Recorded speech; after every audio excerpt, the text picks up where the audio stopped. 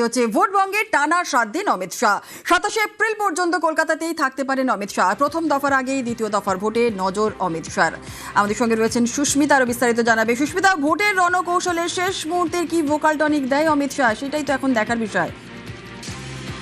দ্বিতীয় দফার নির্বাচনের আগে রণকৌশল নিয়ে মঙ্গলবার গভীর রাতে বিজেপির নিউ টাউনের যে দফতর রয়েছে সেখানে যে হোটেল রয়েছে একটি নিউ টাউনে, সেখানেই বৈঠক করেন অমিত শাহ। দ্বিতীয় দফার নির্বাচন যেসব এলাকায় সেখানকার জেলা সভাপতি, জেলা ইনচার্জ এবং প্রবাসী জেলা ইনচার্জদের নিয়ে বৈঠকে বসেন তিনি। 4টি সাংগঠনিক জোনের দায়িত্বপ্রাপ্ত বিজেপি নেতারাও বৈঠকে ডাক পেয়েছিলেন, যার অধীনে 13টি সাংগঠনিক জেলা রয়েছে। এছাড়াও শাহের উপস্থিতিতে যে বৈঠক হয়েছে গতকাল রাতে প্রায় 3.5 ঘন্টার বৈঠকে উপস্থিত ছিলেন বিজেপির কেন্দ্রীয় নেতৃত্ব ভূপেন্দ্র যাদব, বিপ্লব দেব, সুনীল বানসাল, অমিত মালব্য। এছাড়াও রাজ্যের বিজেপির সাংগঠনিক সম্পাদক অমিতাভ চক্রবর্তী তারা উপস্থিত ছিলেন।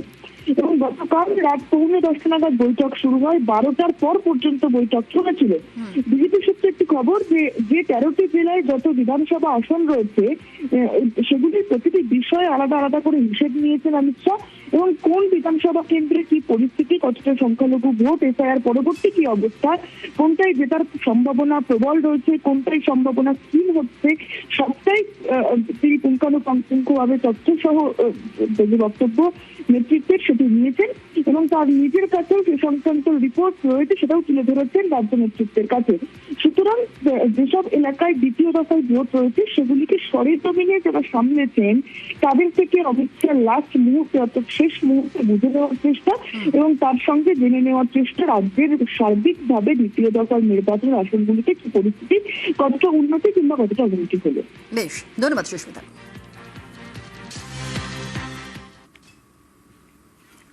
মহিলাদের অ্যাকাউন্টে 3,000 টাকা, বিজেপির প্রতিশ্রুতিকে ছলনা বলে কটাক্ষ মমতার। অনেক সহ্য করেছি, আর নয়। অনেক কুচ্চা, অনেক অপপ্রচার। তোমার বুকের পাটা থাকতো তুমি বাজেটে বলতে মহিলাদের এত টাকা দেব। ওই বাজেটে তো তুমি বললে না। একটা রাজ্যের জন্য তো হয় না, সারা ভারতবর্ষের জন্য করতে হয়। কাকে ছলনা করছো? महिला लोगों का ऊपर सबसे ज्यादा अत्याचार करते हैं लोग। Anti women, anti labour, anti farmers, anti young generation. क्या बोला था? हर साल 2 करोड़ करके नकड़ी होगा, तो 12 साल में 24 करोड़ होना चाहिए था। एक भी हुआ? एक भी हुआ? বিজেপি জমানায় নারী নিরাপত্তায় চোর, নারী নির্যাতনে অভিযুক্তদের কড়া শাস্তি, হুঁশিয়ারি অমিত শাহ। ममता के घुसपैठियों के गुंडों ने संदेश खाली में सालों तक हमारी बहनों का शोषण किया है। संदेश खाली हो, आरजी कार हो, दुर्गापुर मेडिकल कॉलेज हो, साउथ कलकत्ता लॉ कॉलेज हो, हर महिला पर अत्याचार के एक एक आरोपी को चुन चुन कर जेल की सलाखों के पीछे डालने का काम मैं कहकर जाता हूं। भाजपा सरकार बना दो, आधी रात को भी आप पर कोई आंख ऊंची कर नहीं देख पाए। सारी बहनें असलामती का जीवन जी रही, उनको सुरक्षा देने का काम हम भारतीय जनता पार्टी की सरकार। হলদিয়ার প্রচারে গদ্দার তোপ মমতার, বিজেপির বিরুদ্ধে শিল্পাঞ্চলে তোলাবাজির অভিযোগ। মা মাটি মানুষ সকলকে বলবো, যদি মেদিনীপুর পূর্বের এই জেলা কোনো গদ্দারের হাতে বিক্রি করতে না চান, তাহলে সব সিটে সমস্ত রকম চক্রান্ত ব্যর্থ করে এবার কিন্তু তৃণমূলকে ভোট দিতে হবে। শিল্প এবং কৃষি আমার 2 ভাই বোন। সুতাহাটা আগেও আমাদের এমএলএ দিয়েছেন, কিন্তু এখন দুর্ভাগ্য একটা পার্টি এই মেদিনীপুর জেলায় নিজেদের লোকেদের সব ডেপিউট করেছে এবং তারা বিজেপি পক্ষ হয়ে কাজ করছে। আর এই জেলায় গদ্দার লিস্ট করে দিয়েছে কাকে কাকে অ্যারেস্ট করতে হবে। আর ইলেকশনের পরে তুমি নিজেকে সামলাও। অনেক কেলেঙ্কারি করেছো। হলদিয়া থেকে কত ট্রাক যায়, সেই ট্রাকের কাটমানি কে খায়? শ্রমিকদের এমপ্লয়মেন্ট ভাতা থেকে, এমপ্লয়িজের থেকে টাকা কে খায়? যত কোম্পানি আছে তাদের থেকে মাসে মাসে টাকা কে তোলে? সব জেনে রেখে দিনে একজনই তোলে এবং সেই টাকা অর্ধেক নিজে নেয়, বাদবাকিটা দেয় বাইরের নেতাকে। আমার কাছে এগুলো অজানা নয়। বিজেপির বিরুদ্ধে চার্জশিটের হুঁশিয়ারি মমতার। এই হলদিয়া বন্দরে ড্রেজিং করে না, এখান থেকে যে কার্গো আসে তার থেকেও কাটমানি যায়। তৃণমূলের বিরুদ্ধে চার্জশিট দিচ্ছ, তোমাদের বিজেপি সরকারের বিরুদ্ধে আমি চার্জশিট দিচ্ছি। কত টাকা হলদিয়া থেকে যায় এটা একটা তদন্ত হোক। তৃণমূলের লোকেরা শুধু গ্রেপ্তার হবে। আমি হলদিয়ার সমস্ত ইন্ডাস্ট্রি সতর্কভাবে লক্ষ্য রাখি যাতে কেউ কোনো অন্যায় করতে না পারে। কিন্তু এরা ক্ষমতায় আছে বলে টাকা তোলে, এদের টাকা তোলাও বন্ধ করে দেবো একদিন। শ্রমিকদের টাকা তুমি নেবে কেন? কত কষ্ট করে শ্রমিকরা তারা নিজেরা ইনকাম করে, কেন তুমি ইন্ডাস্ট্রির টাকা নেবে? কেন ট্রাকের প্রত্যেকটা ট্রাকের টাকা নেবে ভাই? এবারও নন্দীগ্রামে কারচুপির চক্রান্ত, হলদিয়া সভায় অভিযোগ মমতার। নন্দীগ্রামের মানুষ তোমাদের আগের বারও ভোট দেয়নি, এখনো কোর্টে কেস পেন্ডিং আছে। মনে রেখো, অনেক ভাঙা মেশিন আছে। আমি মুখে ঝামা ঘষে দিতে পারতাম, কিন্তু ভবানীপুর থেকে ইলেক্টেড হওয়ার জন্য আমি আর প্রেশার দিইনি। আগের বারও নন্দীগ্রামে এইভাবে লুট করেছো, রাতের বেলায় জেতার পরেও লোডশেডিং করে ইভিএম মেশিন লুট করেছো, কাউন্টিং লুট করেছো। যাদের বসিয়েছিলে তাদের আমি চিনি, এবারও যাদের বসিয়েছো দেখে দেখে ইঞ্চিতে ইঞ্চিতে কেউ যদি আপনাদের সাথে দুষ্টুমি করে তার নাম, ঠিকানা, অ্যাড্রেস, ফোন নাম্বার আর ছবি তুলে রাখবেন। যে যেখানেই আছে না কেন ভারতবর্ষের, যে প্রান্তেই থাকুক, কাউন্টিংয়ের পরে তো ক্ষীরের নাড়ু পাঠাতে হবে না, জগন্নাথ ধামের প্যারা তো পাঠাতে হবে। ছেড়ে কথা বলবো না। হচ্ছে ভোটবঙ্গের টানা 7 দিন অমিত শাহ। 27 এপ্রিল পর্যন্ত কলকাতাতেই থাকতে পারেন অমিত শাহ। প্রথম দফার আগেই দ্বিতীয় দফার ভোটে নজর অমিত শাহর। আমাদের সঙ্গে রয়েছেন সুস্মিতা, আরো বিস্তারিত জানাবে। সুস্মিতা, ভোটের রণকৌশলের শেষ মুহূর্তের কি ভোকাল টনিক দেয় অমিত শাহ, সেটাই তো এখন দেখার বিষয়। দ্বিতীয় দফার নির্বাচনের আগে রণকৌশল নিয়ে মঙ্গলবার গভীর রাতে বিজেপির নিউ টাউনের যে ডক্টর রয়েছে সেখানে যে হোটেল রয়েছে একটি নিউ টাউনে, সেখানেই বৈঠক করেন অমিত শাহ। দ্বিতীয় দফার নির্বাচন যেসব এলাকায় সেখানকার জেলা সভাপতি, জেলা ইনচার্জ এবং প্রবাসী জেলা ইনচার্জদের নিয়ে বৈঠকে বসেন তিনি। 4টি সাংগঠনিক জোনের দায়িত্বপ্রাপ্ত বিজেপি নেতারাও বৈঠকে ডাক পেয়েছিলেন, যার অধীনে 13টি সাংগঠনিক জেলা রয়েছে। এছাড়াও শাহের উপস্থিতিতে যে বৈঠক হয়েছে গতকাল রাতে প্রায় 3.5 ঘন্টার বৈঠকে উপস্থিত ছিলেন বিজেপির কেন্দ্রীয় নেতৃত্ব ভূপেন্দ্র যাদব, বিপ্লব দেব, সুনীল বানসাল, অমিত মালব্য। এছাড়াও রাজ্যের বিজেপির সাংগঠনিক সম্পাদক অমিতাভ চক্রবর্তী তারা উপস্থিত ছিলেন। এবং গতকাল রাত 9:45 নাগাদ বৈঠক শুরু হয়। 12টার পর পর্যন্ত বৈঠক চলেছিল।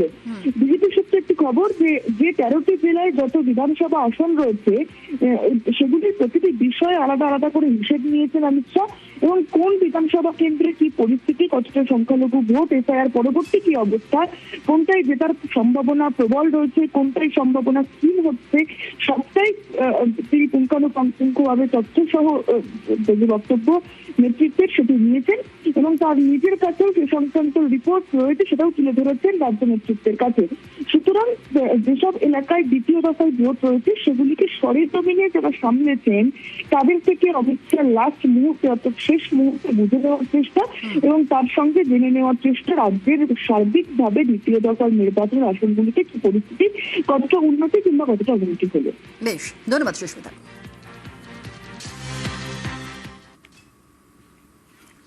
মহিলাদের অ্যাকাউন্টে 3,000 টাকা, বিজেপির প্রতিশ্রুতিকে ছলনা বলে কটাক্ষ মমতার। অনেক সহ্য করেছি, আর নয়। অনেক কুচ্চা, অনেক অপপ্রচার। তোমার বুকের পাটা থাকতো তুমি বাজেটে বলতে মহিলাদের এত টাকা দেব। ওই বাজেটে তো তুমি বললে না। একটা রাজ্যের জন্য তো হয় না, সারা ভারতবর্ষের জন্য করতে হয়। কাকে ছলনা করছো? महिला लोगों का ऊपर सबसे ज्यादा अत्याचार करते हैं लोग। Anti women, anti labour, anti farmers, anti young generation. क्या बोला था? हर साल 2 करोड़ करके नकली होगा, तो 12 साल में 24 करोड़ होना चाहिए था। एक भी हुआ? एक भी हुआ? বিজেপি জমানায় নারী নিরাপত্তায় চোর, নারী নির্যাতনে অভিযুক্তদের কড়া শাস্তি, হুঁশিয়ারি অমিত শাহ। ममता के घुसपैठियों के गुंडों ने संदेश खाली में सालों तक हमारी बहनों का शोषण किया है। संदेश खाली हो, आरजी कार हो, दुर्गापुर मेडिकल कॉलेज हो, साउथ कलकत्ता लॉ कॉलेज हो, हर महिला पर अत्याचार के एक एक आरोपी को चुन चुन कर जेल की सलाखों के पीछे डालने का काम मैं कहकर जाता हूं। भाजपा सरकार बना दो, आधी रात को भी आप पर कोई आंख ऊंची कर नहीं देख पाए। सारी बहनें असलामती का जीवन जी रही, उनको सुरक्षा देने का काम हम भारतीय जनता पार्टी की सरकार। হলদিয়ার প্রচারে গদ্দার তোপ মমতার, বিজেপির বিরুদ্ধে শিল্পাঞ্চলে তোলাবাজির অভিযোগ। মা মাটি মানুষ সকলকে বলবো, যদি মেদিনীপুর পূর্বের এই জেলা কোনো গদ্দারের হাতে বিক্রি করতে না চান, তাহলে সব সিটে সমস্ত রকম চক্রান্ত ব্যর্থ করে এবার কিন্তু তৃণমূলকে ভোট দিতে হবে।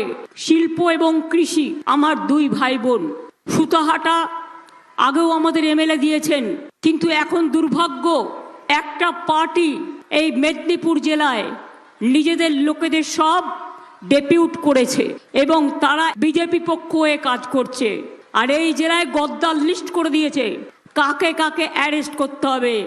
আর ইলেকশনের পরে তুমি নিজেকে সামলাও, অনেক কেলেঙ্কারি করেছো। হলদিয়া থেকে কত ট্রাক যায়, সেই ট্রাকের কাটমানি কে খায়? শ্রমিকদের এমপ্লয়মেন্ট ভাতা থেকে, এমপ্লয়িজের থেকে টাকা কে খায়? যত কোম্পানি আছে তাদের থেকে মাসে মাসে টাকা কে তোলে? সব জেনে রেখে দিন, একজনই তোলে এবং সেই টাকা অর্ধেক নিজে নেয়, বাদবাকিটা দেয় বাইরের নেতাকে। আমার কাছে এগুলো অজানা নয়। বিজেপির বিরুদ্ধে চার্জশিটের হুঁশিয়ারি মমতার। এই হলদিয়া বন্দরে ড্রেজিং করে না, এখান থেকে যে কার্গো আসে তার থেকেও কাটমানি যায়। তৃণমূলের বিরুদ্ধে চার্জশিট দিচ্ছ, তোমাদের বিজেপি সরকারের বিরুদ্ধে আমি চার্জশিট দিচ্ছি। কত টাকা হলদিয়া থেকে যায় এটা একটা তদন্ত হোক। তৃণমূলের লোকেরা শুধু গ্রেপ্তার হবে, আমি হলদিয়ার সমস্ত ইন্ডাস্ট্রি সতর্কভাবে লক্ষ্য রাখি যাতে কেউ কোনো অন্যায় করতে না পারে। কিন্তু এরা ক্ষমতায় আছে বলে টাকা তোলে, এদের টাকা তোলাও বন্ধ করে দেবো একদিন। শ্রমিকদের টাকা তুমি নেবে কেন? কত কষ্ট করে শ্রমিকরা তারা নিজেরা ইনকাম করে, কেন তুমি ইন্ডাস্ট্রির টাকা নেবে? কেন ট্রাকের প্রত্যেকটা ট্রাকের টাকা নেবে ভাই? এবারও নন্দীগ্রামে কারচুপির চক্রান্ত, হলদিয়া সভায় অভিযোগ মমতার। নন্দীগ্রামের মানুষ তোমাদের আগের বারও ভোট দেয়নি, এখনো কোর্টে কেস পেন্ডিং আছে। মনে রেখো, অনেক ভাঙা মেশিন আছে। আমি মুখে ঝামা ঘষে দিতে পারতাম, কিন্তু ভবানীপুর থেকে ইলেক্টেড হওয়ার জন্য আমি আর প্রেশার দিইনি। আগের বারও নন্দীগ্রামে এইভাবে লুট করেছো, রাতের বেলায় জেতার পরেও লোডশেডিং করে ইভিএম মেশিন লুট করেছো, কাউন্টিং লুট করেছো। যাদের বসিয়েছিলে তাদের আমি চিনি, এবারও যাদের বসিয়েছো দেখে দেখে ইঞ্চিতে ইঞ্চিতে কেউ যদি আপনাদের সাথে দুষ্টুমি করে তার নাম, ঠিকানা, অ্যাড্রেস, ফোন নাম্বার আর ছবি তুলে রাখবেন। যে যেখানেই আছে না কেন ভারতবর্ষের যে প্রান্তেই থাকুক, কাউন্টিংয়ের পরে তো ক্ষীরের নাড়ু পাঠাতে হবে না, জগন্নাথ ধামের প্যারা তো পাঠাতে হবে। ছেড়ে কথা বলবো না।